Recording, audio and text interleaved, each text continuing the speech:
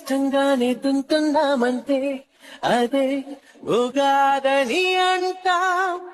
ఏ కష్టాలైనా వచ్చే పోయే చుట్టాలే అయితే సదా సుఖాలతో ఉంటాం.